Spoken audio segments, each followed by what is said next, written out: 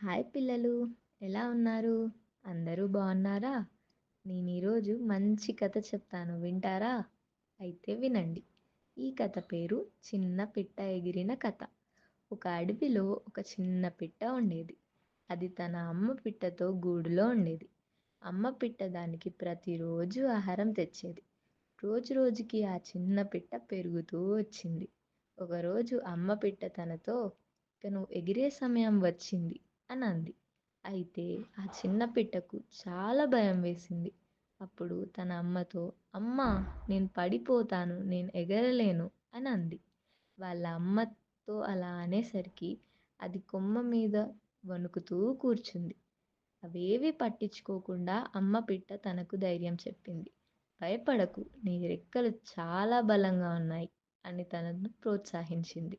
అప్పుడు ఆ చిన్న పిట్ట లోతుగా బలంగా శ్వాస తీసుకుంది. అది తన రెక్కలను గట్టిగా కొట్టింది. మొదట కొంచెం తడబడింది, కానీ తరువాత అది గాల్లో ఎగరసాగింది. ఆకాశంలోనికి ఎగురుతూ ఆనందపడింది. చివరికి చిన్న పిట్ట ధైర్యంగా ఎగరడం నేర్చుకుంది.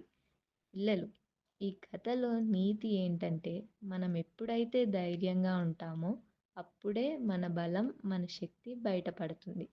కాబట్టి పిల్లలు, మనం ఏ విషయంలో కూడా నిరాశ పడకుండా బలంగా ప్రయత్నిస్తామో అప్పుడే మాత్రమే ఎలాంటి సమస్యనైనా ధైర్యంగా సాధించవచ్చు.